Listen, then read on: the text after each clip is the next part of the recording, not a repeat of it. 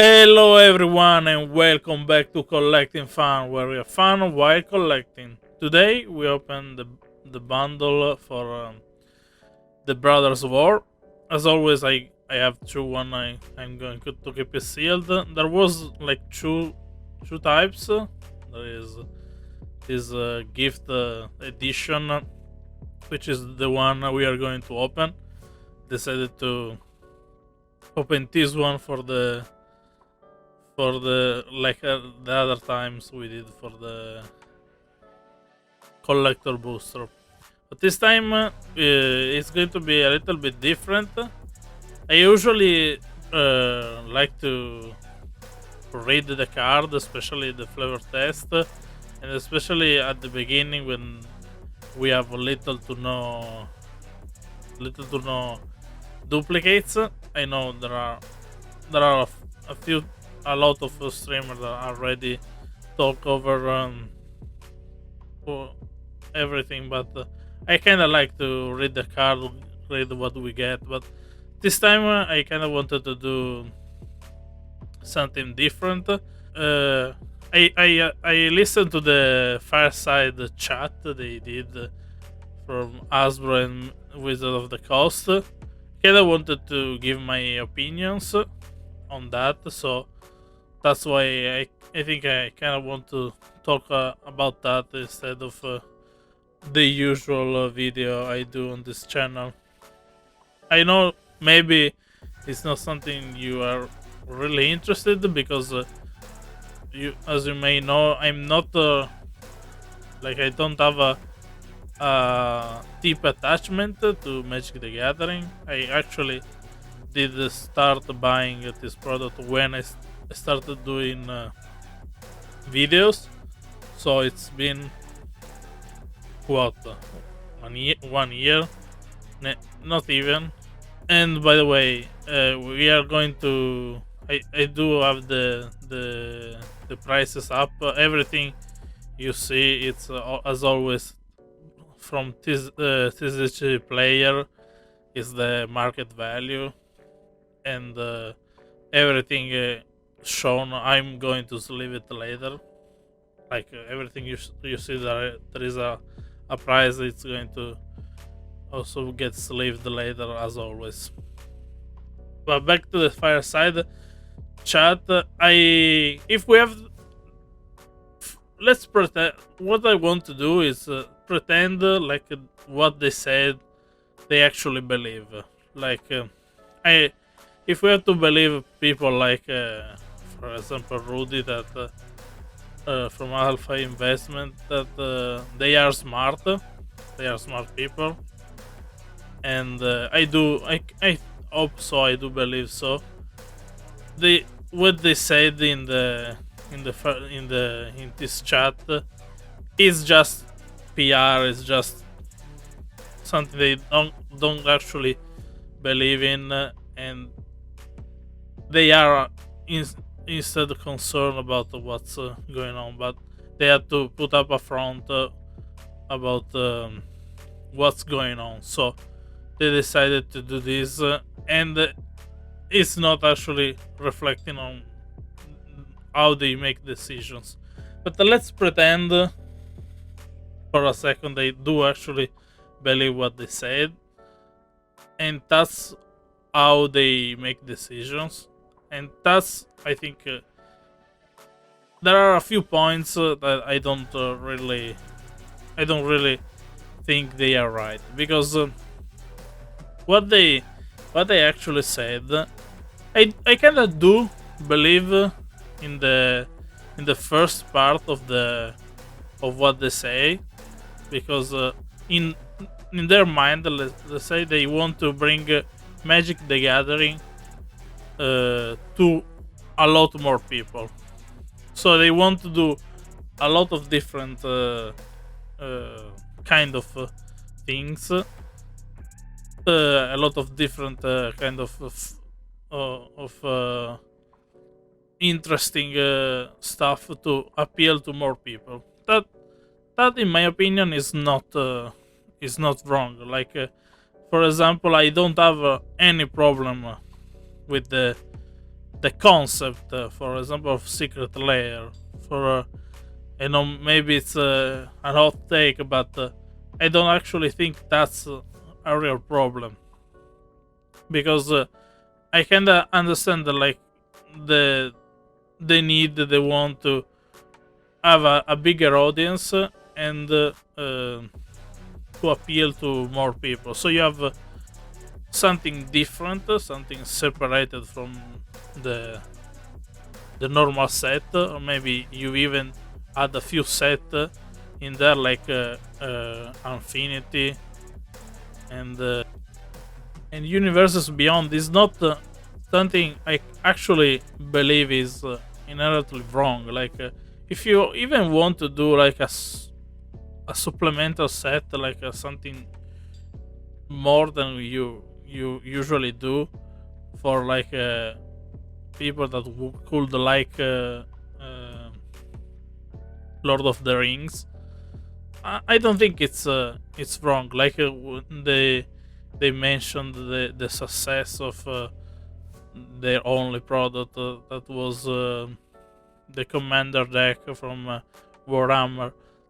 Those are really interesting idea, because not only you have exposure to new IP, and so different people that like those IP that maybe get interested in Magic, but you also have Magic player that play a lot of different things. So if you that's the the direction you want to take your card game. So you want to, you're, let's say you are at the top of the mountain of collectible card games. You want to stay there. You don't want to anyone to beat you. So you kinda not only expand your IPs, that they should do a little bit more with I don't know, TV shows and movies and stuff like that, but that's another thing. You also kinda integrate, you can absorb other IPs, so there are no other collectible card games that can do those IP. For example, now it's going to be Disney. They said they maybe are going to make a card game. That's something I think with Universes Beyond, and I wanted to avoid. Maybe they didn't manage to do it with Disney, because I think they are also smart, and so the potential of profit. So there is a possibility in my mind, and I might be completely wrong, that Wizards of the Coast and Hasbro did approach Disney to get some of their IPs for this Universes Beyond. They actually saw how profitable it could be, and decided instead to do their own card game. But that's what you kind of want, in my mind, kind of want to prevent other smaller entity to do.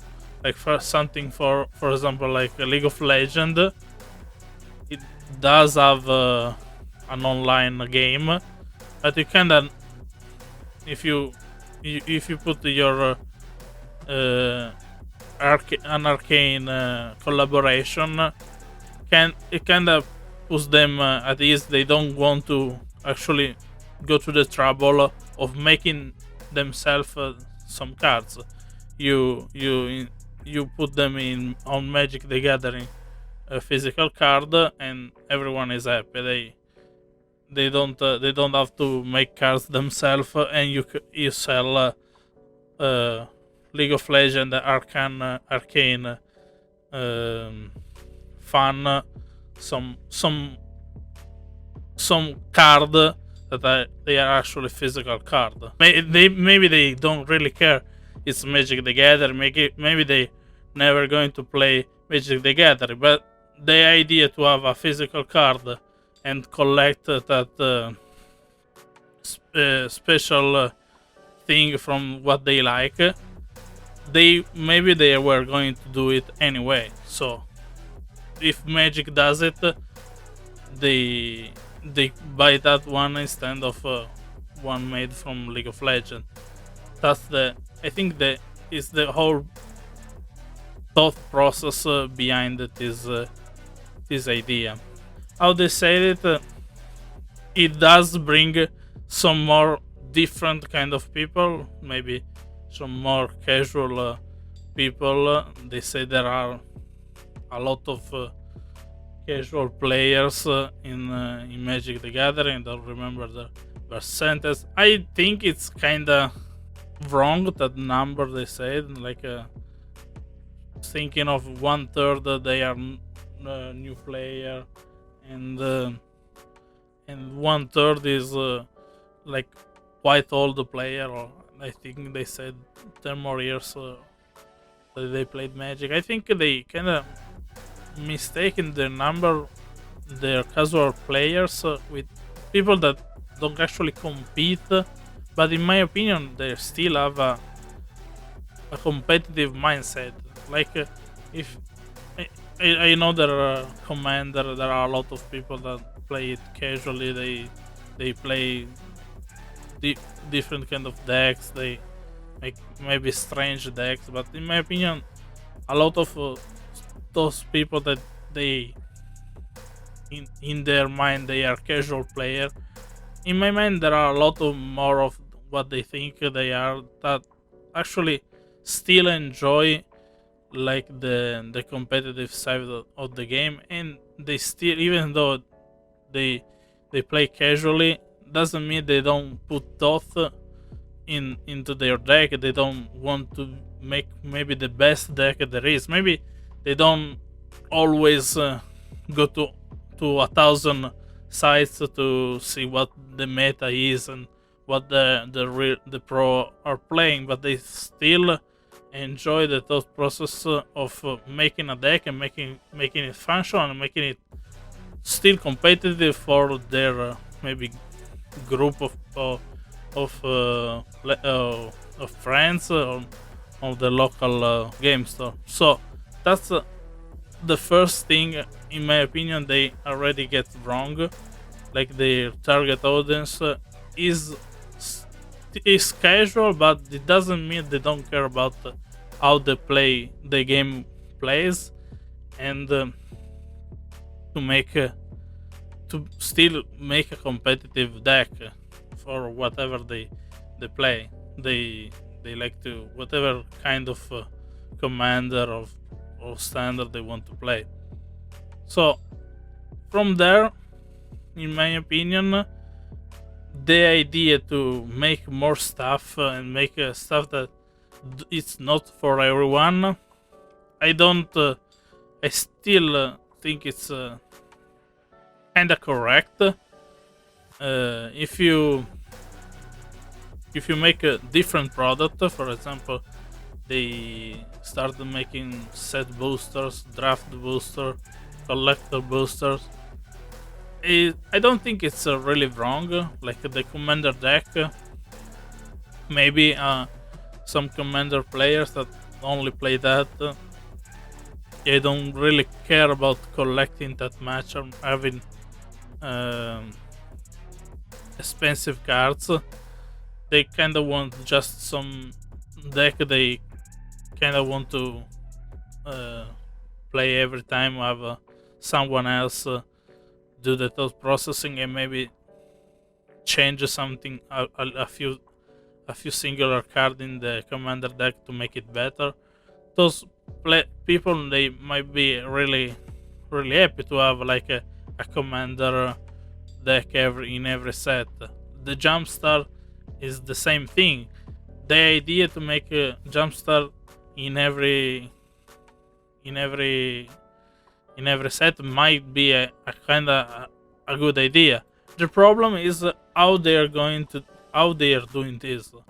Like the problem, in my opinion, is the product itself is not really good. That's what they are glossing over. Like they say, okay, this product is maybe not for you. Like the 30th anniversary collector of Proxys, it's yes, they did behind it to make something for collectors. It's not wrong in my opinion, but it's how you do it. It's the product still has to be decent. It has to be. It's not doesn't have to be rare. Uh, Everything doesn't have to be rare. They say they print to demand until there is if there is demand, they reprint it again. But that's not the real problem. The fact that there are so many sets is the problem. It's not.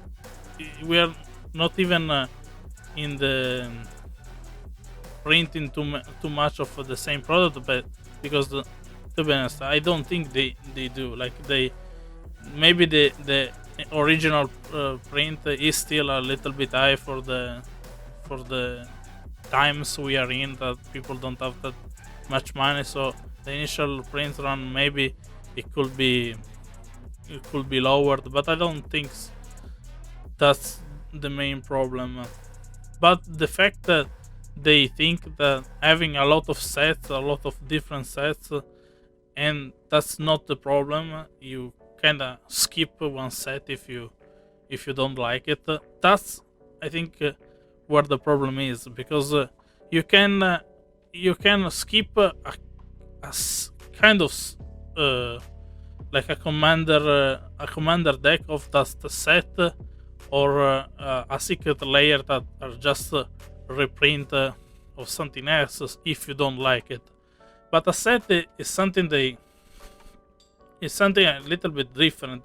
First of all, you have the standard play that a lot of people say it's dying, and it's been dying for a long time, maybe even before they started printing so much. But the problem, if you're going to want to sell these cards, and you're going to sell these cards to players that actually want to enjoy the game, it's not it's important that they feel like the game is worth playing, not like something disconnected.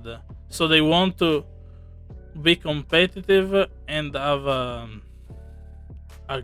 good deck, a good set. I don't want to skip cards that are actually good to play. They might want to skip how they buy the set, like for collector booster or set booster, but they still want to engage in the sets. So in conclusion, there is a problem of overprinting and having too many cards, because I think a player want a good game. First of all, there are casuals, but they still like to have a decent deck and have a competitive deck in for what they can afford. So if you print too many sets, if you print too many variants that just dilute